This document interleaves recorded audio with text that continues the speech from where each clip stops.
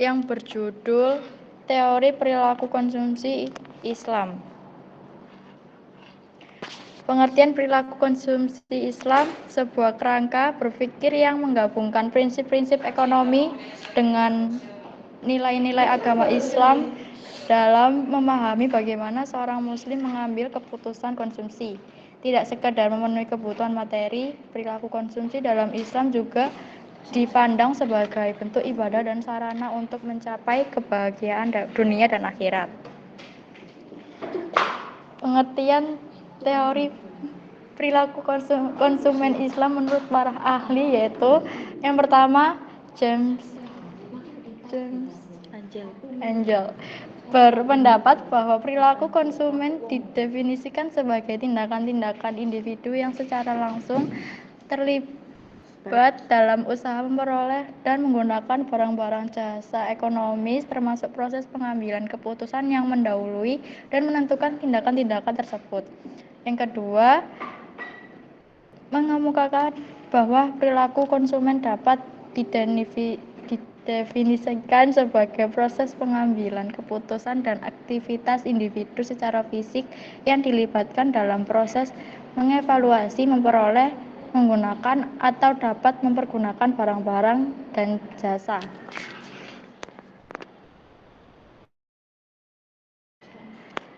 Slide selanjutnya akan dilanjutkan oleh Zaidan. Oke, yang dasar hukum yang pertama itu Al-Quran. Allah Subhanahu wa Ta'ala berfirman dalam Al-Quran surat Al-A'raf ayat 31, yakni Ya bani Adam khudu zinatakum indakul limasjidi wa kulu wa asrobu wa la tasrifu innahu la yuhibbul musrifin. Yang artinya, wahai anak-anak manusia, berpakaianlah yang baik saat pergi masjid. Makanlah dan minumlah dan jangan berlebihan, padahal Allah tidak menyukai kelebihan. Dasar hukum As-Sunnah. Sumbernya atas kebiasaan Rasulullah, yakni Abu Sa'id Al-Khudri mengatakan, saat kami sedang pergi bersama Rasul, tiba-tiba ada orang berkendara dengan melihat ke sebelah kanan dan kiri, seperti berharap dikasih makanan. Rasulullah bersabda, bagi yang memiliki lebih kendaraan harus diberikan kepada yang tidak memiliki. Orang yang punya lebih bekal hendaknya diberikan pada yang tidak punya bekal. Lalu Rasul mendikte ragam kepemilikan harta sampai kita semua merasa tidak satupun orang yang boleh mempunyai sesuatu melebihi apa yang menjadi kebutuhannya. Hadis riwayat Muslim. Ijtihad para ahli fikih. Ijtihad bermakna terus berusaha mencari tahu ada maupun tidaknya masalah syariat. Menurut Manan, asal hukum ekonomi Islam yang meliputi landasan hukum bagi perilaku konsumen, yakni selalu berikut ijma, qiyas, serta ijtihad, serta Al-Quran beserta sunnah.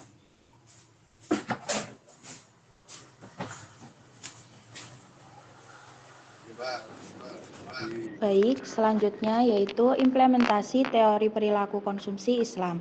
Yang pertama yaitu korelasi positif antara hidup sederhana dan tingkat kesejahteraan, yaitu yang artinya di mana kita hidup itu harus sederhana. Yang sederhana di sini itu bukan berarti kita hidup kekurangan, melainkan fokus untuk memenuhi kebutuhan yang diperlukan atau menghindari konsumsi yang berlebihan. Yang kedua yaitu konsumsi halal dan thayyib. Di sini itu artinya bahwa kita harus mengonsumsi makanan dan minuman yang baik untuk tubuh kita dan jiwa, seperti menghindari minuman keras atau mungkin merokok yang secara berlebihan, mungkin agar tubuh kita sehat. Yang selanjutnya yaitu senantiasa selalu bersyukur, yaitu selalu bersyukur, mengakui dan menghargai nikmat yang telah Allah Subhanahu wa Ta'ala berikan. Yaitu yang selanjutnya yaitu kedermawaan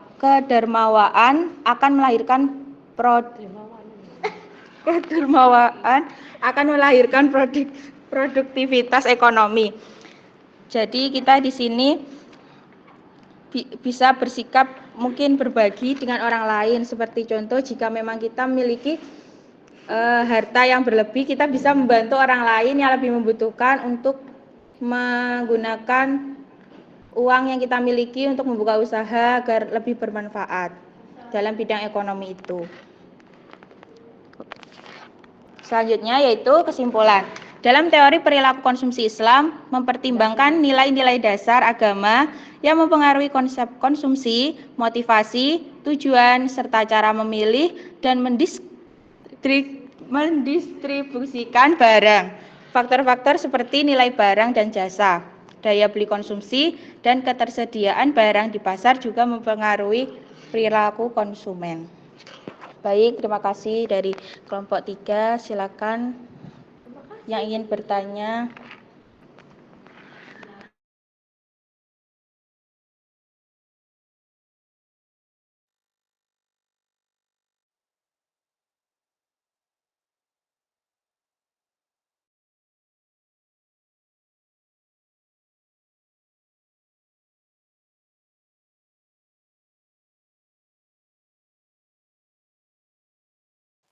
Saya mau bertanya.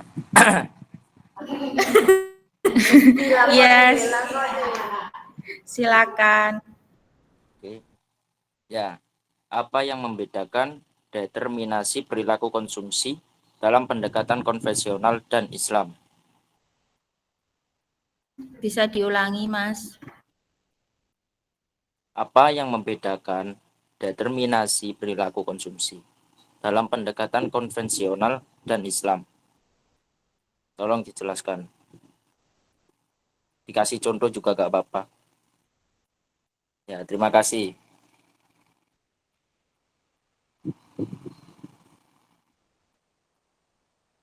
Baik, yang lain silakan yang ingin bertanya.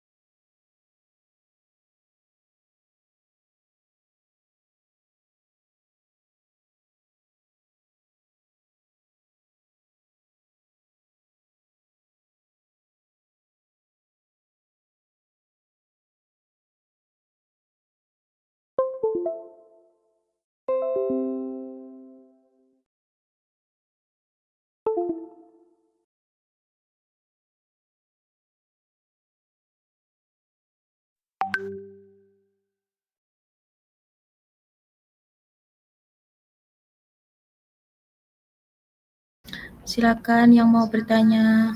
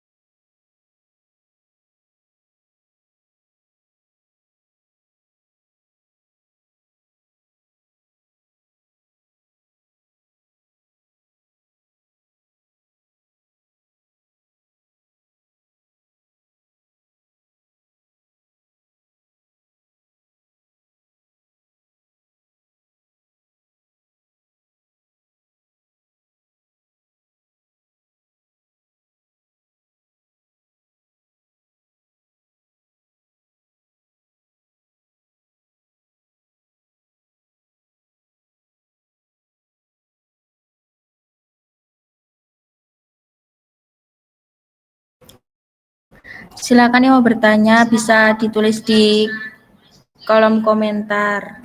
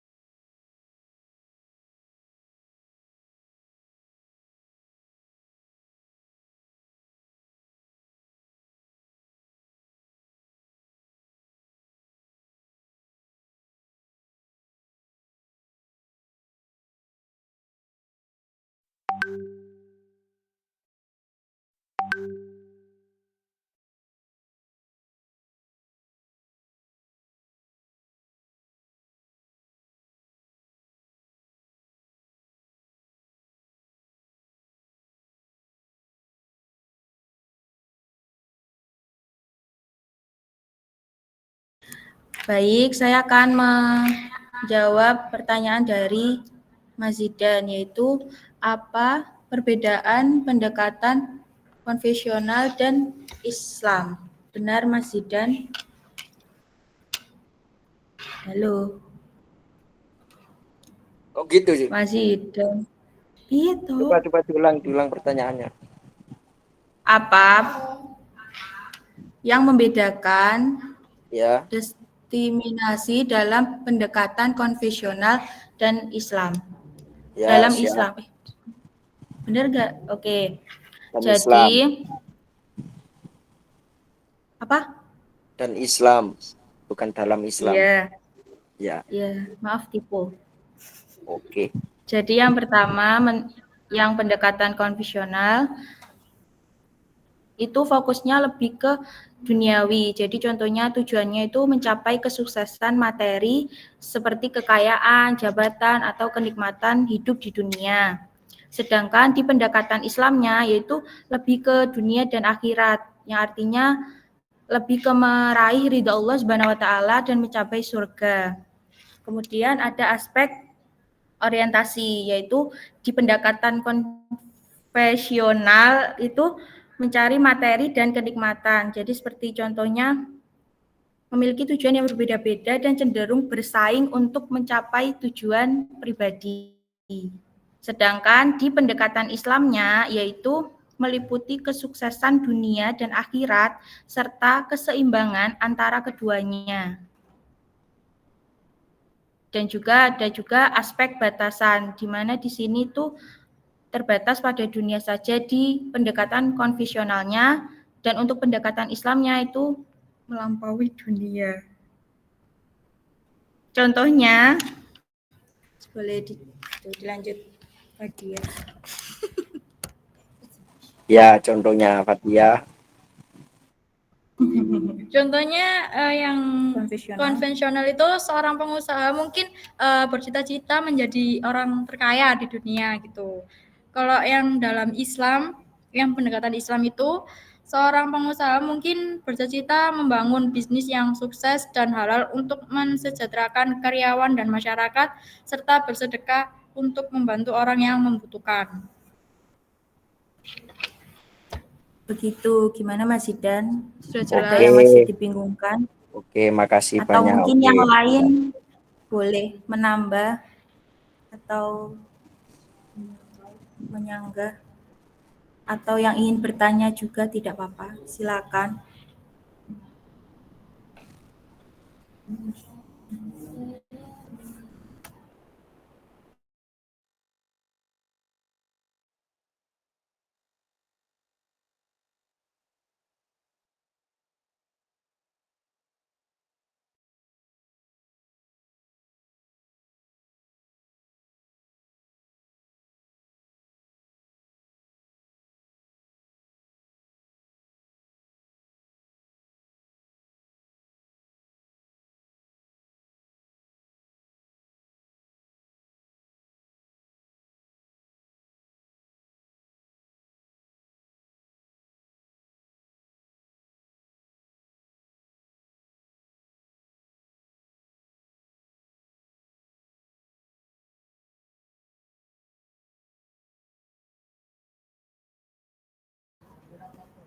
Gimana yang lain? Mungkin ada pertanyaan lain? Kalau tidak ada, saya tutup presentasi ini.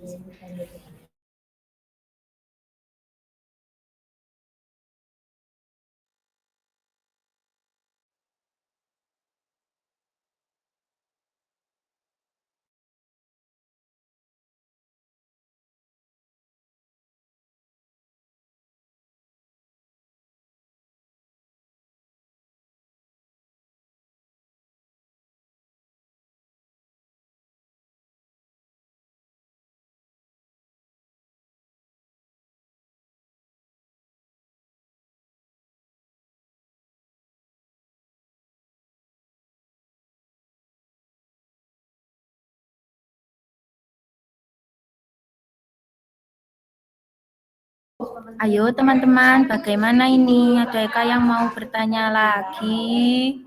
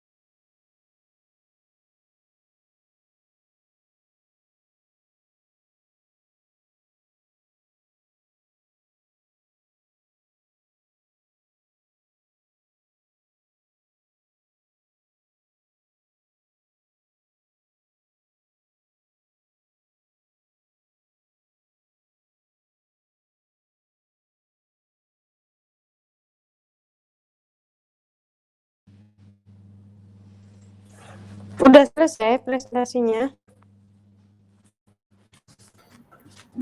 Masih belum ada yang tanya lagi, Bu. Apa ditutup aja ini? Iya, sudah, langsung aja saya sambung ya. Ini mohon maaf saya belum bisa hadir di kelas karena masih ada di kantor di kantor pajak di DJP ini. Wis gabung. Ini hari apa sih? Konsumsi dalam Islam, Mbak, tolong dimatikan, Mbak, mikrofonnya. Konsumsi dalam Islam ya. Jadi hakikatnya manusia itu termasuk Homo economicus. Homo economicus sendiri itu artinya manusia apa? Manusia ekonomi. Manusia ekonomi ini memiliki sifat-sifat rasional dan kebebasan dalam menentukan pilihan-pilihan untuk mencapai tujuan tertentu. Jadi setiap manusia itu tujuan dari manusia sendiri itu punya pilihan hidupnya. Jadi misalnya si A, B, C, D itu kan ketika ingin misalnya membeli makanan itu kan ada yang pengen cilok, ada yang pengen sempol, ada yang pengen donat yang seleranya manis-manis, kan dia tuh punya pilihan hidupnya gitu.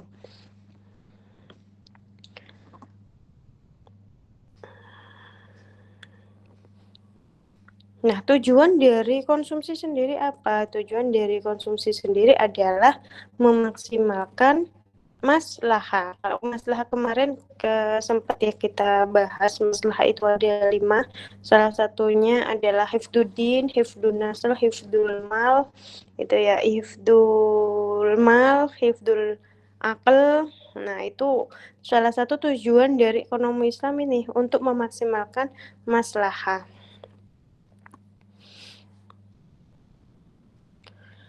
Di dalam Islam sendiri mempelajari tentang konsumsi Islam itu sangat penting. Kenapa? Karena kalau kita mengonsumsi barang atau jasa itu supaya kita berhati-hati dalam menggunakan kekayaan kita, menggunakan uang kita ketika kita ingin berbelanja, supaya kita lebih berhati-hati barang apa aja yang baik dan bermanfaat untuk dibeli, untuk dipakai untuk kita gitu. Jika kekayaan atau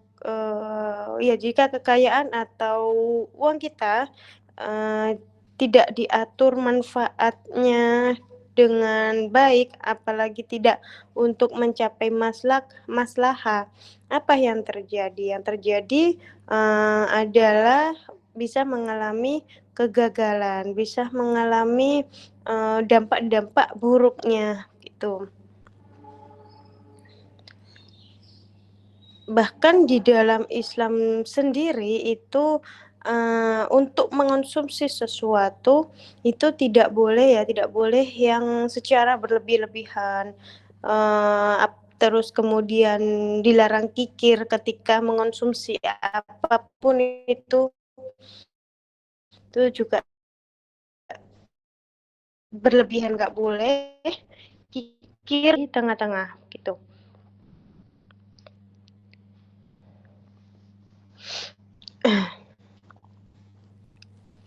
Di dalam, menurut teorinya itu ada 4 prinsip. Ada 4 prinsip dalam sistem ekonomi Islam. Apa aja? Yang pertama adalah ketika kita mengonsumsi itu harus hemat dan tidak bermewah-mewahan. Jadi untuk kita memenuhi kebutuhan hidup itu sekedarnya, sesuai kebutuhan, bukan untuk kepuasan ya. Ketika kita butuh tas misalnya ya, tas kita pakai untuk kuliah, butuhnya tas itu kan butuh satu aja kan bisa dipakai beberapa hari. Tapi karena kita ini uangku banyak, udah aku mau beli 10 sekaligus kayak gitu. Biar setiap hari ganti.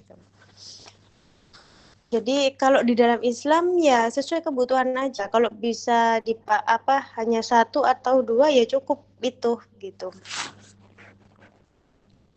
Terus yang kedua,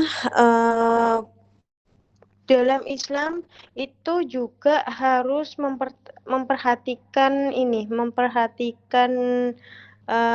zakatnya. Ketika kita punya kekayaan, bukan hanya untuk konsumsi saja, tapi harus kita sosialkan, baik itu berupa zakat, baik itu berupa sodako atau infak gitu.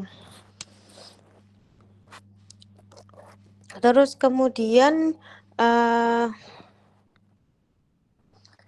ketika kita menjalankan usaha, kita harus menghindari hal yang dilarang oleh Islam. Salah satunya adalah menjauhi riba, menjauhi maisir, menjauhi gharar. Sedangkan tujuan konsumsi Islam sendiri itu apa sebetulnya?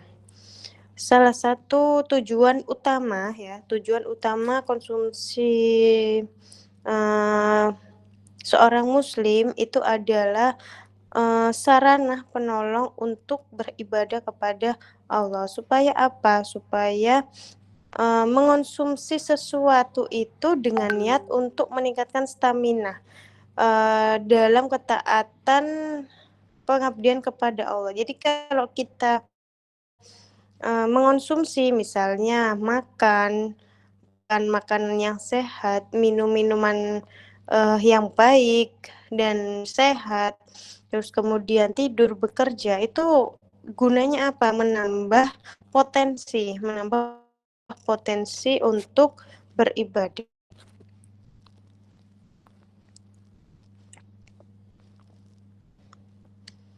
Tujuan keduanya apa? Tujuan kedua dari konsumsi sendiri adalah memaksimalkan maslahah. Jadi maslahah itu nilainya itu lebih luas dari utility. Utility itu kepuasan.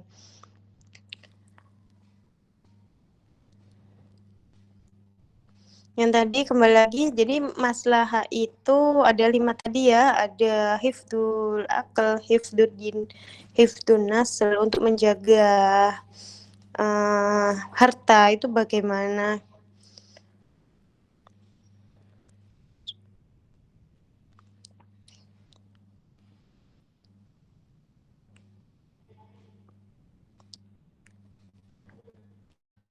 Nah, kemudian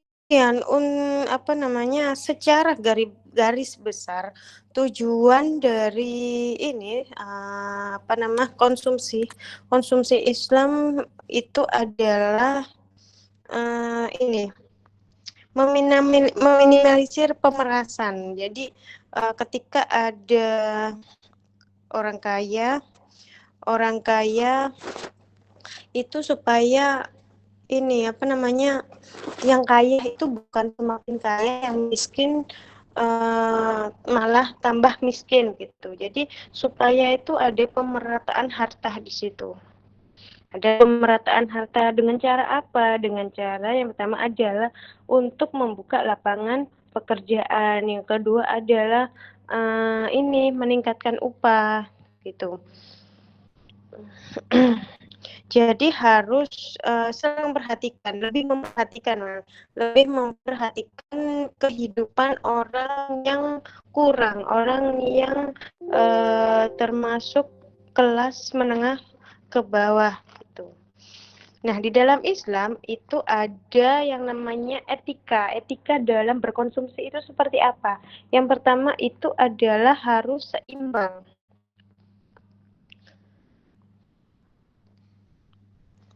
Seimbang di sini maksudnya adalah seimbang itu tidak boros, contohnya tidak boros, tidak menghambur-hamburkan hartanya, situ.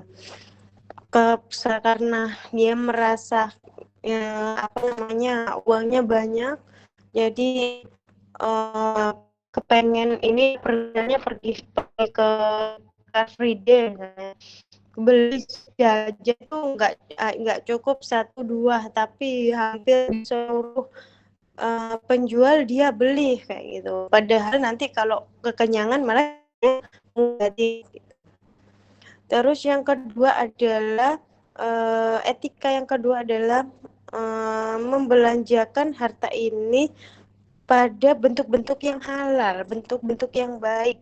Makanan apa yang yang baik dan halal. Jadi ada batasan ya, ada batasan konsumsi makanan itu batasannya seperti apa.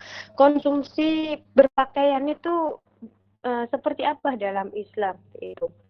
Jadi jangan sampai ketika mengonsumsi sesuatu yang kita makan, sesuatu yang kita minum masuk ke dalam tubuh kita itu malah membahayakan tubuh gitu.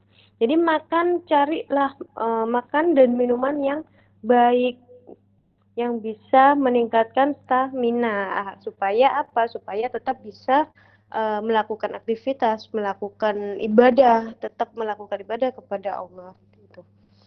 Terus kemudian ada etika yang ketiga itu larangan bersifat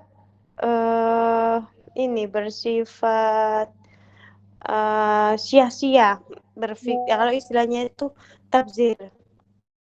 Ini gaya hidup mewah, ini istilahnya kayak gaya hidup mewah supaya orang lain itu menilai diri ini itu uangnya banyak.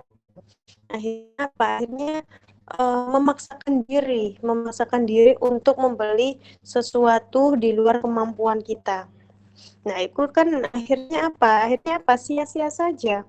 Hanya karena ingin mendapat penilaian orang lain sehingga mengabaikan penilaian dari Allah Subhanahu wa taala. Seperti itu. Terus yang ketiga adalah yang keempat adalah larangan bersifat kikir atau yang menumpuk harta. Karena ingin seseorang ini supaya hartanya semakin banyak, akhirnya harta uangnya, emasnya itu ditimbun, dia tidak disedekahkan, tidak dibelikan apapun, sampai yang rela tidak makan, misalnya karena ingin cepat kaya, makan itu dibatasi dalam satu hari itu 1 kali misalnya kayak gitu. Itu kan sama dengan menyiksa diri. Akhirnya jatuhnya dia kikir untuk kebutuhan dirinya sendiri, meskipun ada uang aja dia perhitungan, apalagi untuk disedekahkan gitu.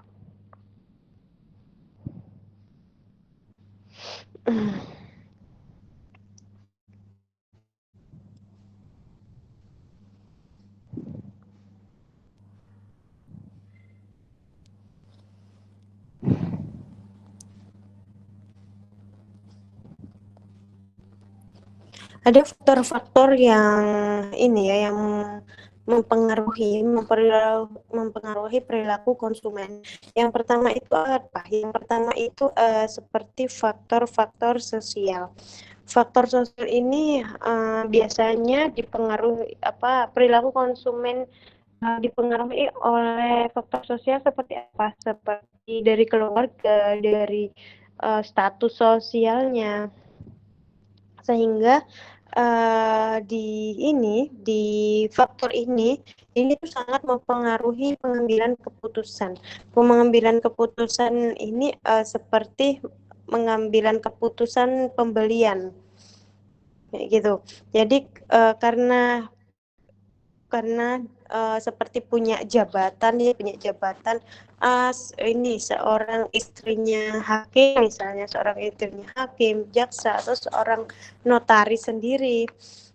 Ini karena status sosial saya ini adalah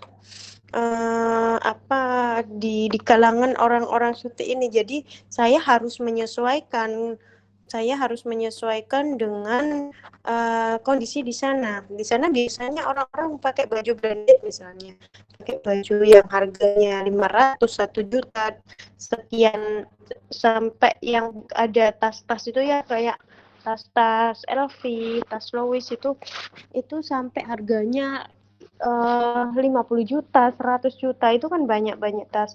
Itu karena salah satunya ada faktor sosial.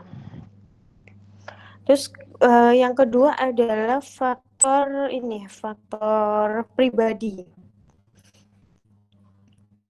Jadi kalau faktor pribadi ini biasanya lebih ke ke menyesuaikan dengan usia. Usia kita, kalau anak-anak itu lebih membutuhkan pakaian, makanan yang seperti apa. Kalau sudah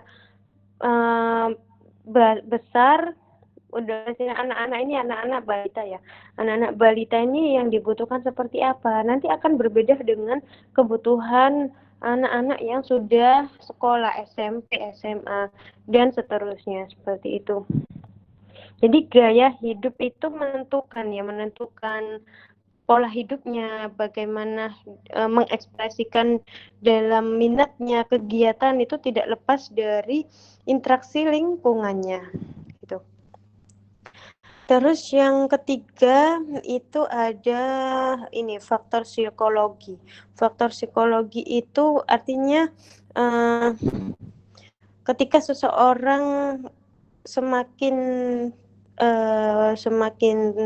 besar, semakin dewasa, itu akan merasakan kebutuhan ini lebih ke biologis atau biogenik kayak gitu, atau bahkan ke fisio seperti lapar, seperti memiliki rasa haus. Nah, ini adalah sifatnya psikologis, sesuai dengan kebutuhan dalam hidupnya gitu.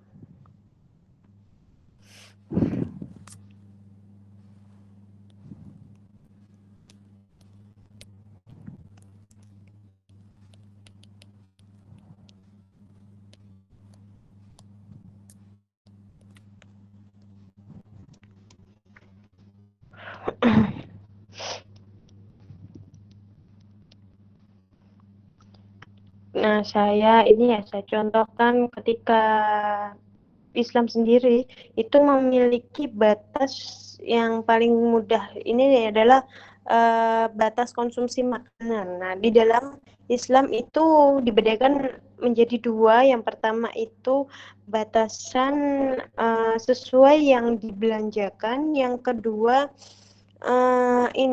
batasan pada kuantitas. Kuantitas itu apa? Kuantitas itu banyaknya dan ukuran. Jadi kuantitas dan ukuran.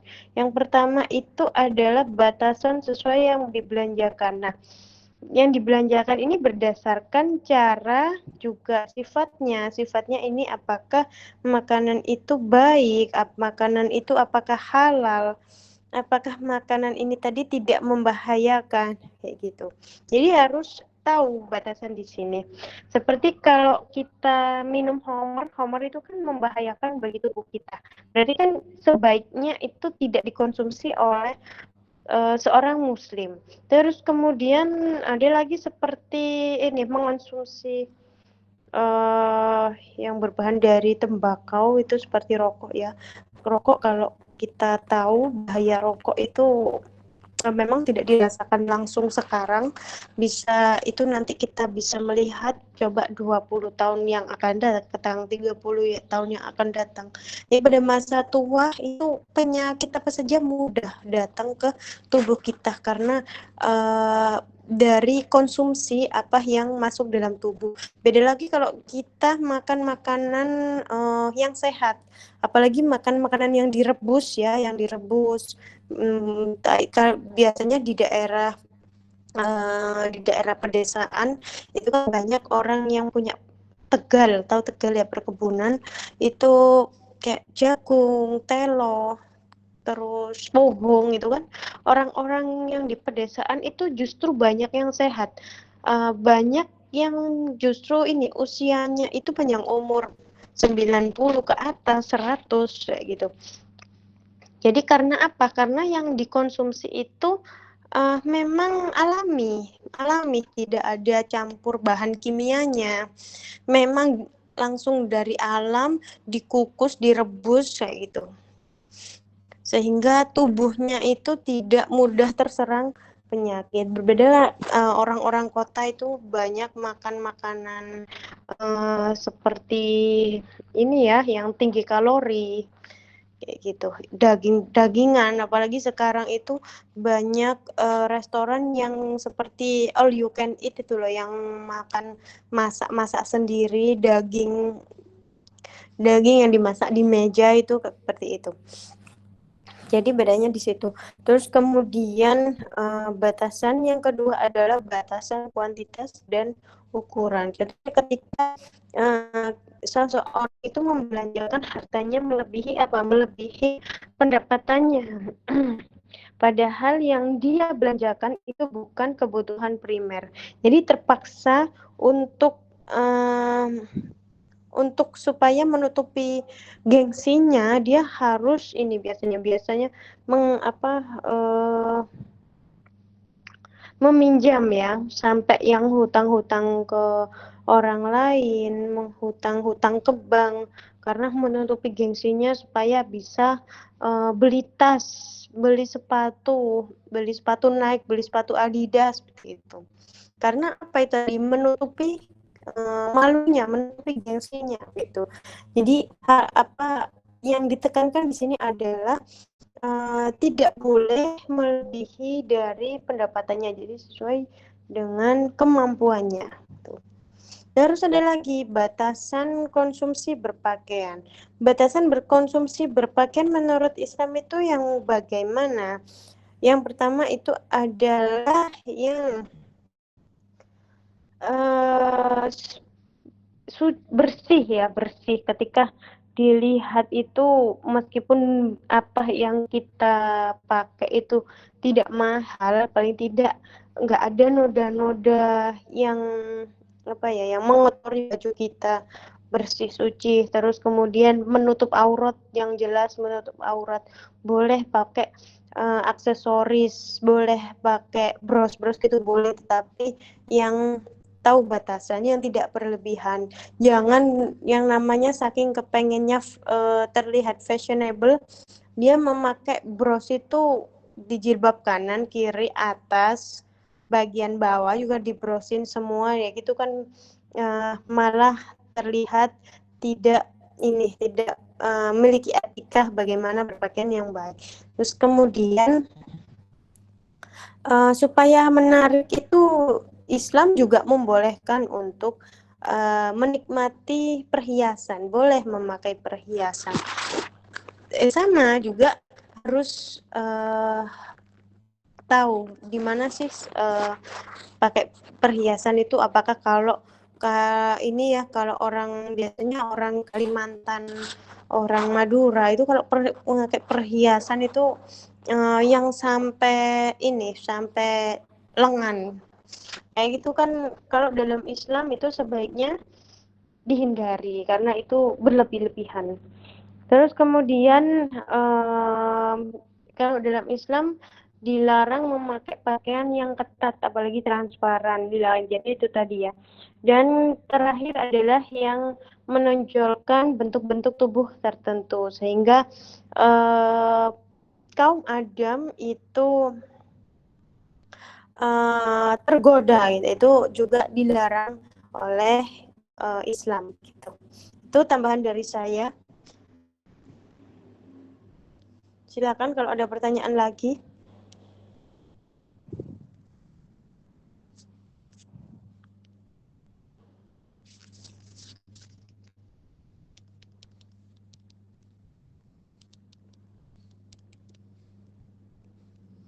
Kalau tidak ada, saya izin tutup dulu ya untuk daring pada siang hari ini karena saya ada keperluan lain.